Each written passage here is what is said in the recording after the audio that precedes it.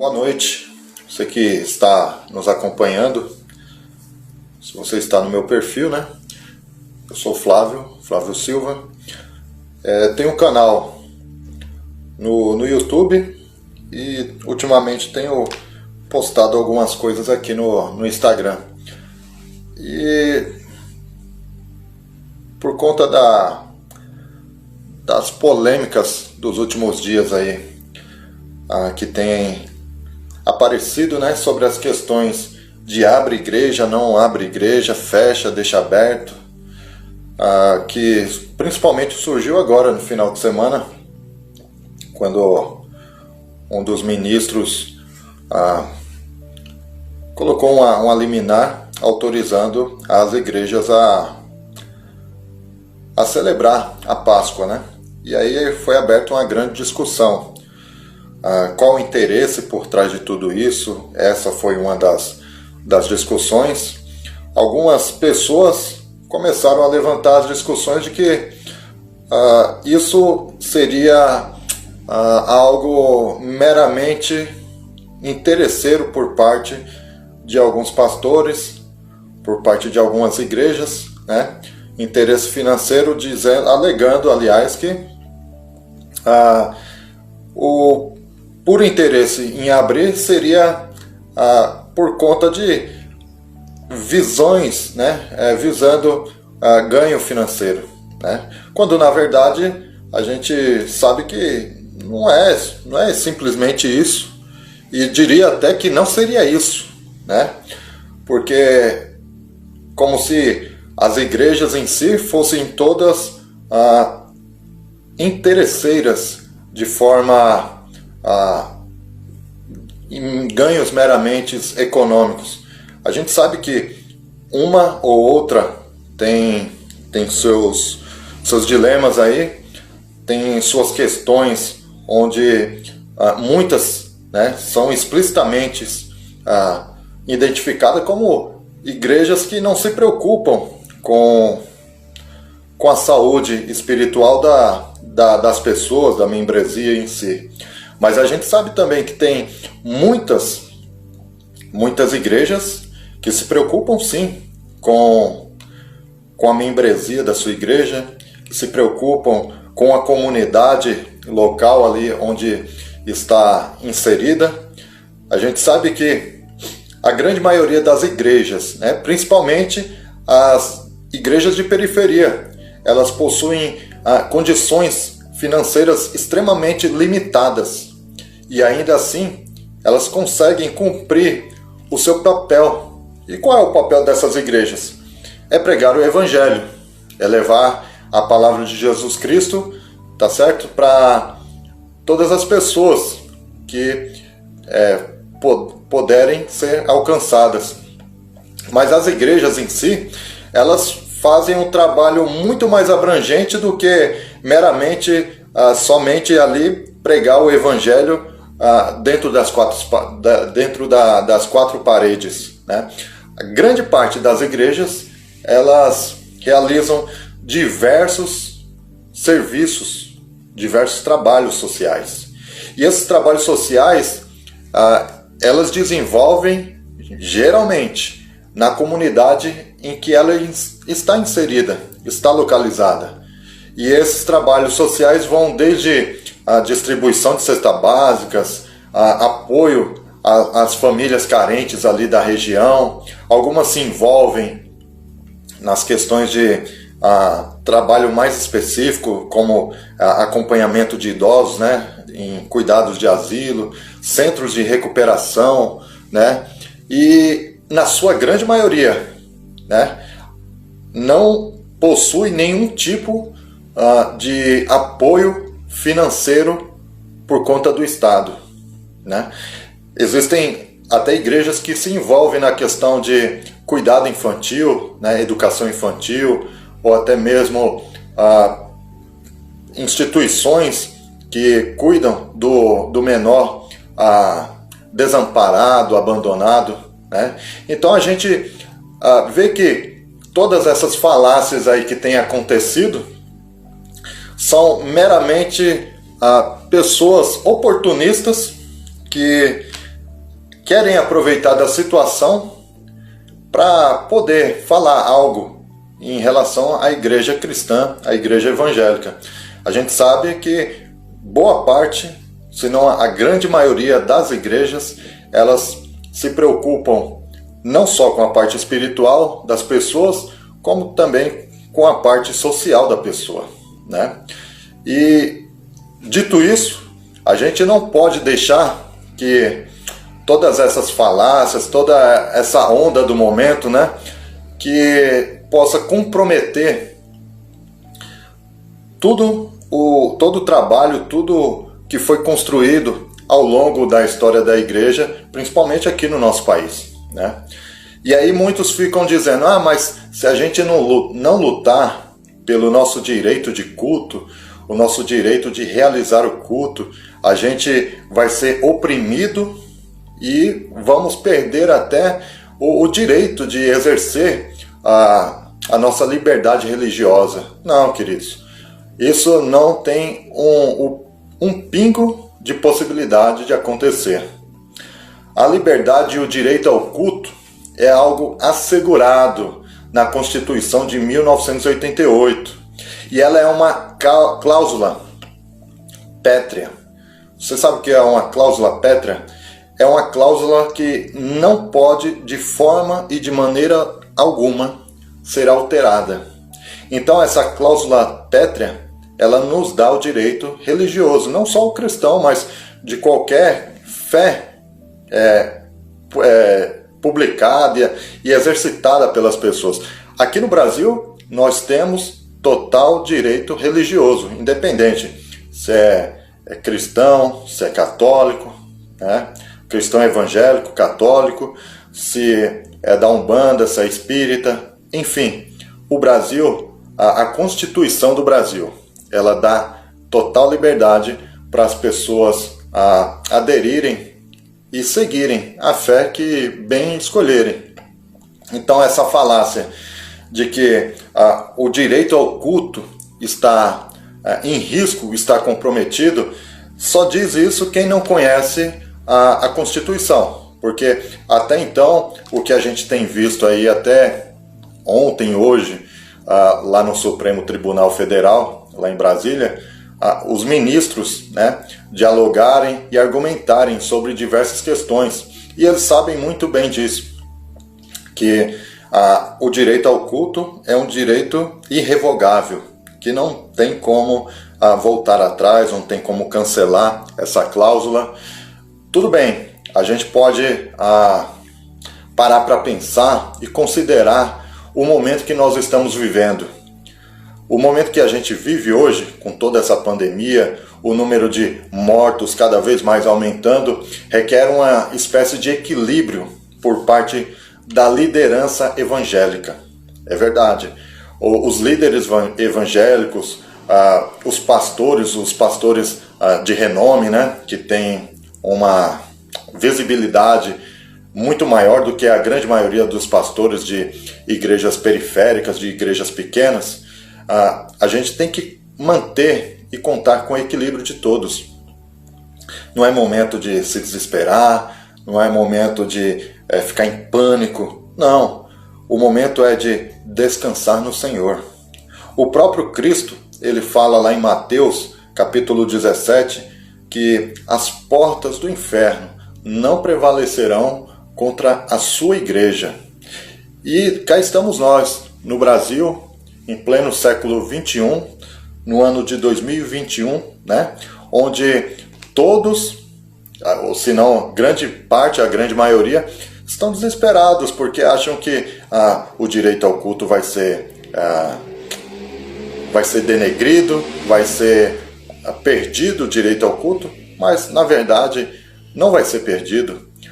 Esse é o momento de todos os cristãos, todas as pessoas se manterem firmes e convictos da fé que professa, da fé que defende, e ter paciência, ter tranquilidade.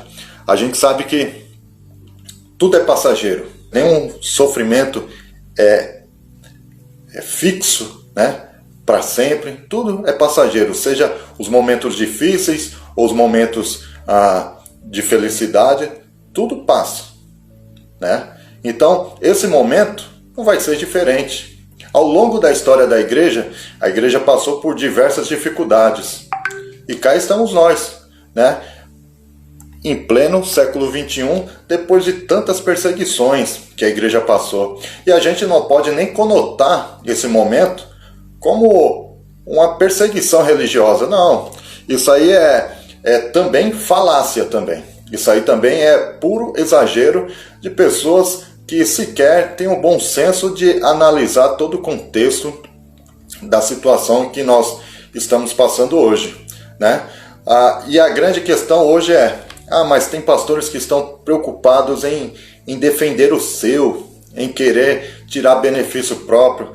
Beleza, possa ser que tenha meia dúzia desses, mas a grande maioria não. A grande maioria está preocupada com as suas ovelhas, está preocupado com as famílias das suas determinadas igrejas que têm passado, sim, por diversas dificuldades, seja financeira ou seja psicológicas, emocionais. E as igrejas em si, de modo geral, têm se desdobrado para, da melhor forma possível, amparar essas pessoas, amparar essas famílias, amparar e sanar todas as dificuldades que famílias têm passado.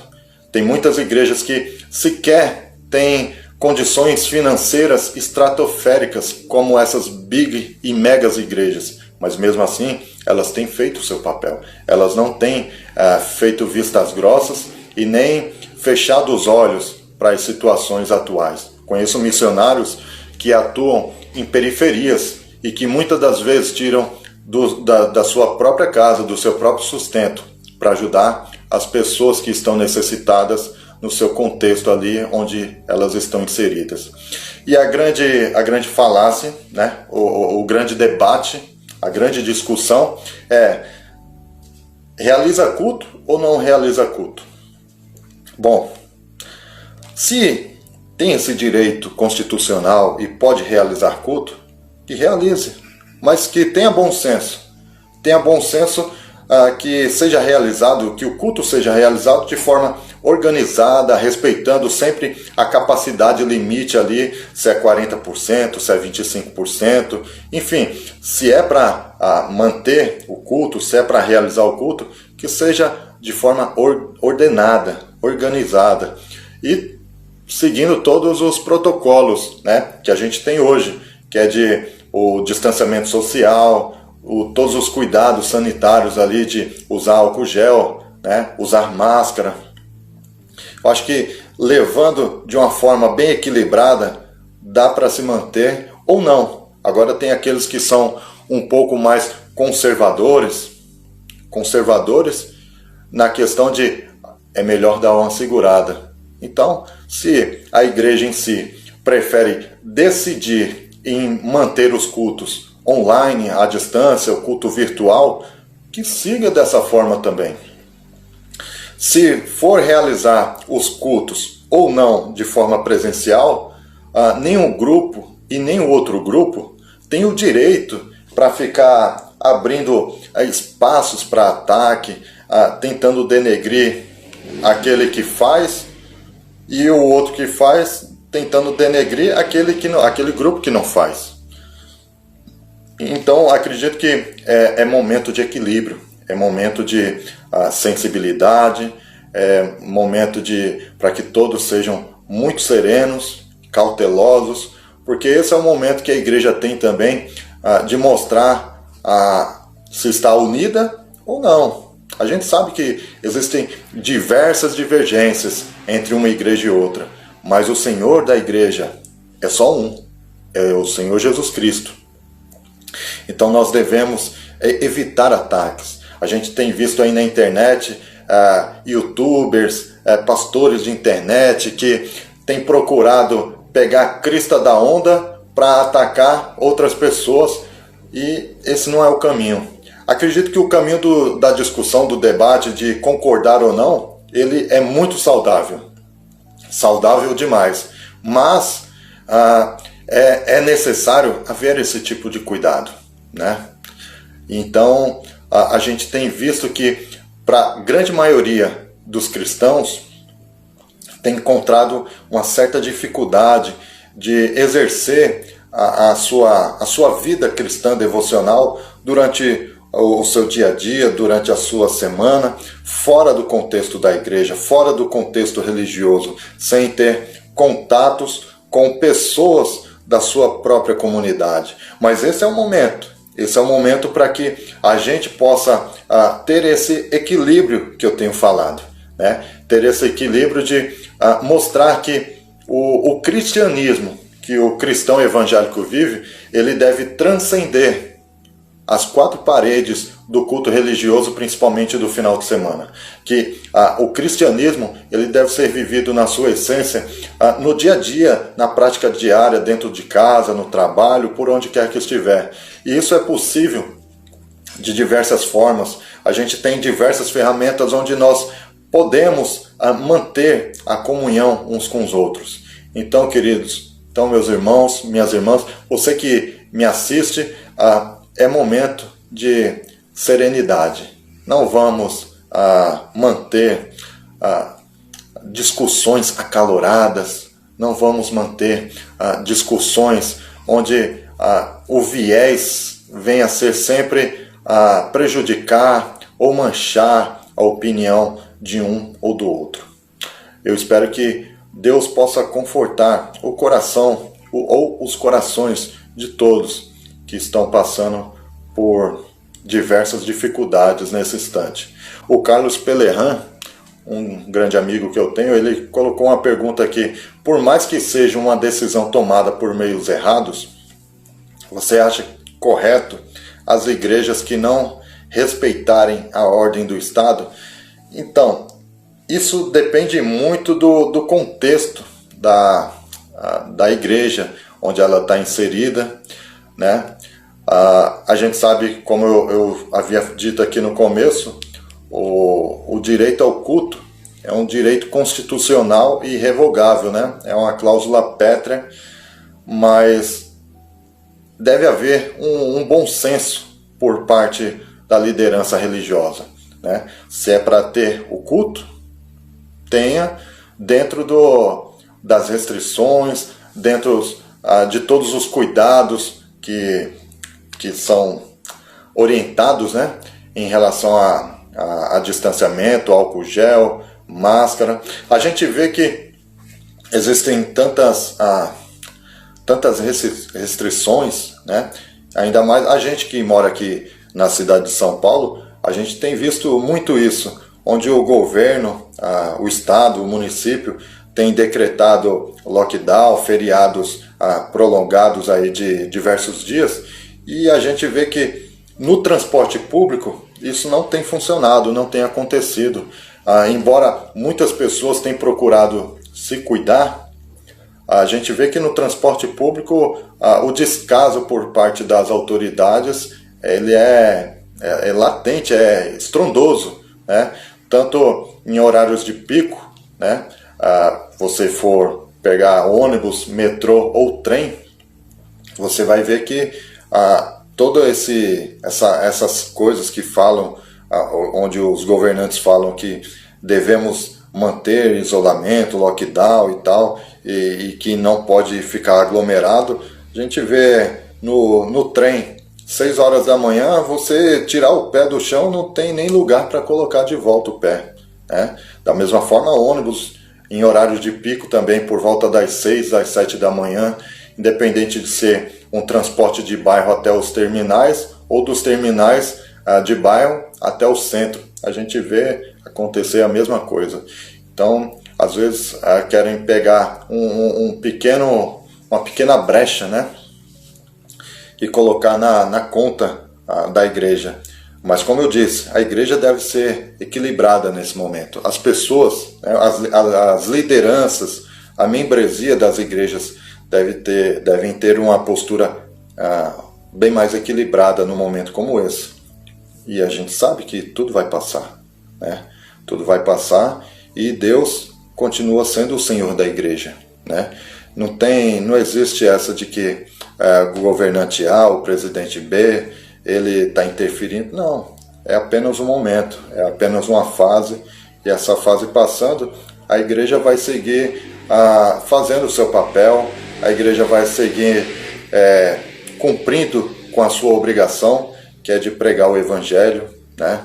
A obrigação da igreja não é cuidar dos menos favorecidos, a obrigação da igreja não é distribuir cesta básica, a obrigação da igreja não é cuidar disso ou daquilo. Não, isso é obrigação do Estado.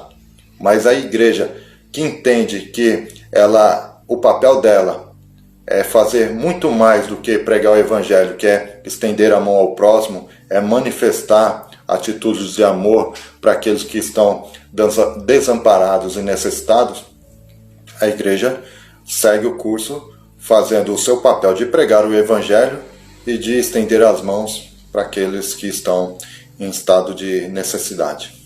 Amém? Espero que de alguma forma esse vídeo tenha sido relevante para você que teve paciência de acompanhar alguns pontos que eu julguei necessário compartilhar com vocês.